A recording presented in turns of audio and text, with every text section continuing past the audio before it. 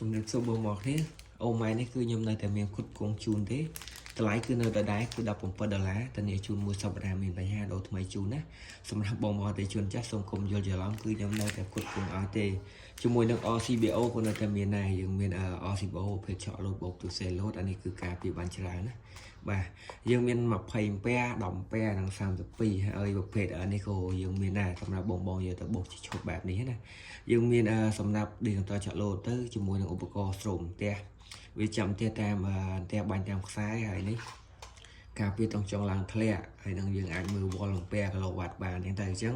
សម្រាប់បងដែលគាត់ចង់យកទៅបូកជាឈុតមួយសែតបែបនេះក៏បានដែរបាទសម្រាប់ដែលបងដែលគាត់ឆ្លាញ់ជាឈុតបែបនេះបើយើងគុំបែបនេះគឺវាការពារបានច្រើនមែនតើទី1មុខងារការពារការជ្រាបចរន្តឆក់លូតបូកទូសេលូតគឺមាននៅក្នុងនេះទាំងអស់ហើយនេះគឺ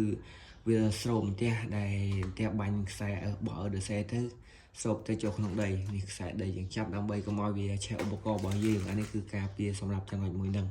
ហើយបងដែលគាត់មានបកគោសុំផ្ទះហើយក៏គួរតែប្រើដែរព្រោះសារនេះគឺការពារទៅលើខ្សែ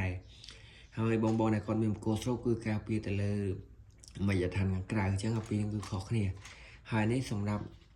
មើលវ៉លអំពែយើងអាចកំណត់ต้องចង់ធាក់ឡើងចុះអីកំណត់ได้បានច្រើនអានេះគឺខ្ញុំគិតថាបងស្គាល់ហើយអញ្ចឹងvà hai chiếc chốt này cứ mình bong bây giờ luôn cứ còn ở toàn bàn trà thế nó bạc bẫy này chẳng nhưng mình đặt bàn năng thế ở con trai bong hay